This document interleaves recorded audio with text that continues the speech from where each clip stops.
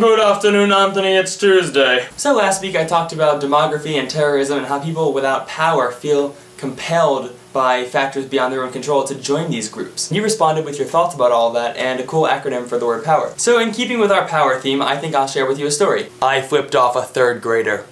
Yeah, so in third grade, I knew this kid Connor, and one day Connor came up to me and said, "Matt, don't ever put your middle finger up at someone, that's bad stuff." And it was weird because nothing prompted him to say that, it just seemed like he was coming up to me and telling me something I couldn't do. Connor's third grade brain typically knew that flipping someone off wasn't good. Mine didn't. And I'm thinking, what's the problem with sticking your middle finger up? I stick this one up all the time, this one, this one, this one. Oh, that was difficult. Side note, it's difficult to stick up just your ring finger because the tendons in this finger and your middle finger are connected, which is why if you put your hand on a desk and then cover your third finger, you'll be able to lift up all your fingers except your fourth.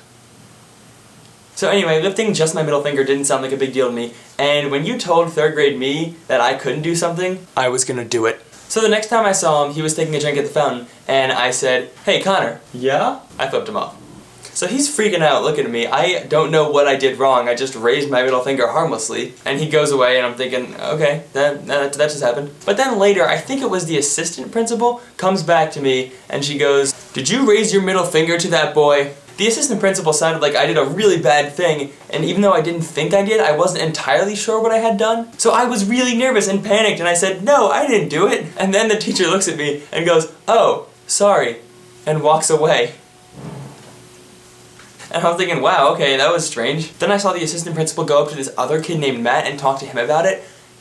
And they wound up talking for a really long time. Granted, this other kid, Matt, was a troublemaker, so I could understand how the assistant principal maybe thought he did it. But I feel like at some point, that kid would just say, "I didn't do it," and also Connor saw me flip him off. So Matt Bruckelmeyer from the third grade, if I inadvertently got you in trouble for flipping off Connor, I apologize, because that was me. Now, I flipped off a kid who saw me do it to him, lied to the assistant principal, and said I didn't do it, and didn't get in any trouble. I'm pretty sure I will never be that lucky again in my life. Anyway, Anthony, the reason I'm sharing this story is because of the acronym you mentioned in your last episode, which I'm now getting to.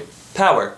People oppressed will eventually rise. And I really like that definition of power because usually when people think of power, they think of a commanding, strong force. But in the acronym you gave me, power serves as a warning for what not to do when you have power. When Connor told me not to raise my middle finger, I had no idea why, but I felt oppressed. Which makes the assistant principal the UN or something, but in my case, the UN would have punished a group that did nothing wrong. Again, sorry Matt. Now, in the grand scheme of things, there are certainly worse forms of oppression I could have gone through. But my 30-year-old brain was oppressed, dang it, and I was gonna do something about it. I rose.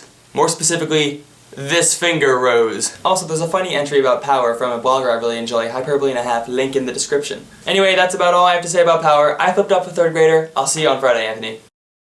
You know what I just realized? This is the first vlog where we haven't referenced the volleyball player from my social class. Crap.